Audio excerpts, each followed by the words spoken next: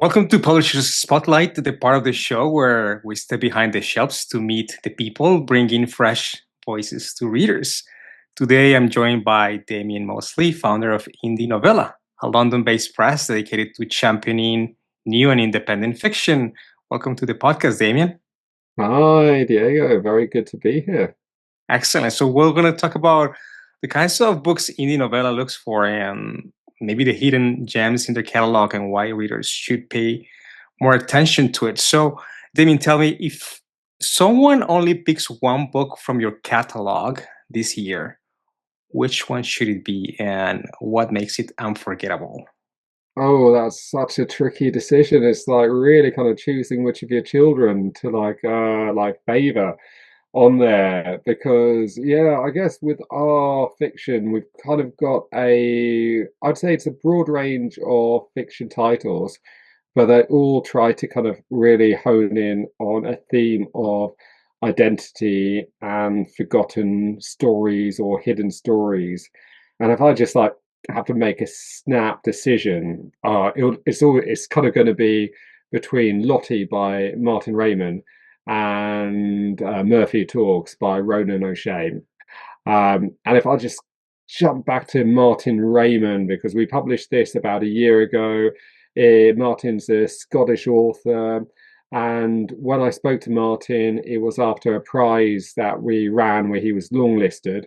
And we gave him some feedback. And the feedback was we loved his voice. It was just like, it was really, his use of language was so captivating, but we couldn't genreize it or like place it within a genre. Even in the sphere of literary fiction, we were kind of going like, what is this? It was like 1930s female character that would like walk all night and then return to her family.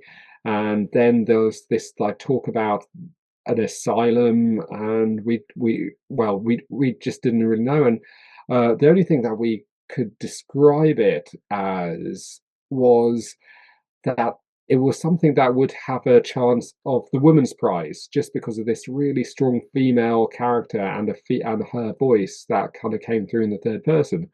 But obviously, this was by a male author, so we told that to Martin, and Martin said um, the story is actually his grandmother's story, and he said that his grandmother had been erased from his family history because she went into an asylum in the 30s, and none of his family talked about his father never mentioned it, his mother at all. And it was only until a few years ago they were doing like ancestry.com, and well, Diego, something you're very familiar with your work, but the story kind of came out, and Martin then felt it was his job to tell his grandmother's story. So I think that was probably the most important work that we did, and I think that's the one I really would love to get people to read. Okay, that sounds fascinating. That's kind of a hidden gem that people have to find out about. So tell me a bit about the kind of books that you publish. So you mentioned literary fiction. Is that your focus? Yeah, I think what we've been trying to do is we've been trying to make literary fiction not feel snobbish. So we've been really kind of trying to take things that aren't one genre or another, are well written, that have a really strong storyline, but also have something that people can connect to, especially, the readers who would say get intimidated by a Fitzcarraldo edition that's like 500 pages or something, or the work that kind of you'd like see in Granta, which is great. But to me, it's, you know, you can miss out on really great work by thinking, oh, literary fiction is not for you. So we developed the the phrase accessible literary fiction to kind of do this, to kind of put these stories out there and try and tell them in a really interesting way. And that's why we kind of feel the identity element of the stories and the trying to find something that really appeals to modern readers and kind of like modern readers' stories. That's kind of our niche. Mhm. How would you say indie novella is different from a traditional publisher of the kind of books that you publish? What do they have that it's unique? It is another good question because it's trying to curate something that our audience would follow. And it's always hard to kind of find an audience. So our tagline is the rock and roll of publishing. And that's because we like to say that we break like rules. Like, we've got a relatively small team. We've got a close connection with our author.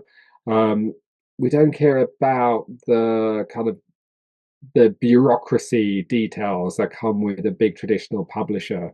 We get our authors involved in their promotion. We have we have lots of like two-way chats, and what we kind of think about is like, okay, when it comes to curation and the story itself, we're not worried about sales. We just say to the author, okay, like like normal literary fiction, like anything over 150 is good because you're trying to find 100 strangers. So you can imagine, like, okay, if you get friends and family to take 30, that's about average. You're still trying to sell 120 books to 120 strangers. So that's an amazing achievement. So let's just make this book be the most fun it could be. Like, we like emphasize style at the top of the list. So we don't jump in on like things like, okay, like perfect English grammar. We think there has to be this stylistic element that the real author's voice comes in. And we kind of do like, other publishers do that, but we just have this like two-way process that with us, it's like us and the author are kind of going on this journey, and we kind of want the story there to be the best it can be, and that comes first. And we feel like, sometimes they don't for other publishers, say the traditionally published, it's so focused on the genre formula, like say crime fiction, romantasy, even fantasy to the extent like, people are looking for the trends, the new, bigger, better things.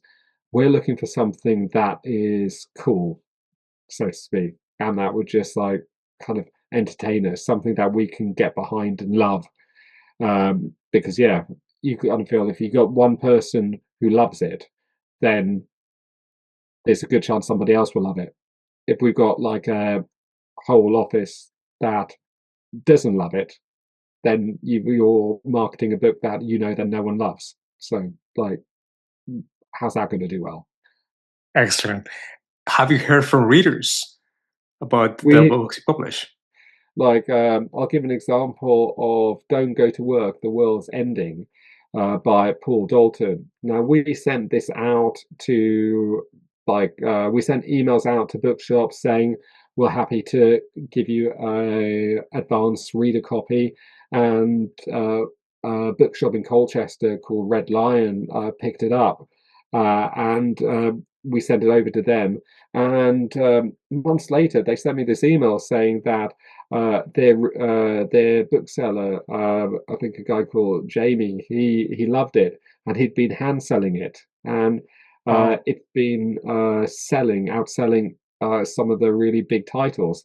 So that's probably the most amazing thing for small indie who does like in the low hundreds of volumes, that in one book in a bookshop that you've never been to, that it's kind of selling like the big author, outselling the big authors, and they've just come to tell you that like one, yeah, it was like going like, we're right, we loved it, and then we found that other person who loved it, who's been other telling people about it, and we just feel like, okay, the system kind of works.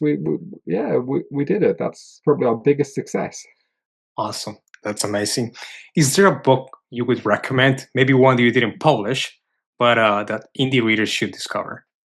Yeah, no, I'm really a big fan of like the other presses, and I was like picking up last night Exit Management by Naomi Booth, which is published by Dead Ink, who are Liverpool based and they've got their own bookshop, but they do such a kind of great range of really interesting titles. If you just read just some of the blurbs on the back, they're just always got that little bit of edge. And exit management, it like looks at like kind of London culture, like how can you afford to live in London? How people kind of get by, and yeah, I don't want to like do any spoilers, but it is a really good book. Yeah, and it's just something that you just kind of feel okay. It's like really kind of crossing those like, oh, is this commercial fiction? It's a literary fiction.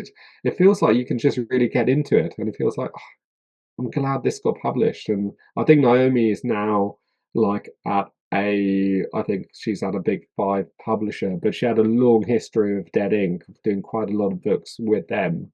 So, yeah, she's a really good author. And yeah, hopefully we'll kind of see her like in the spotlight, in the really like, the big spotlight sometime very soon. Amazing. So there you go. More recommendations for our listeners. Where can people find Indie Novella's books?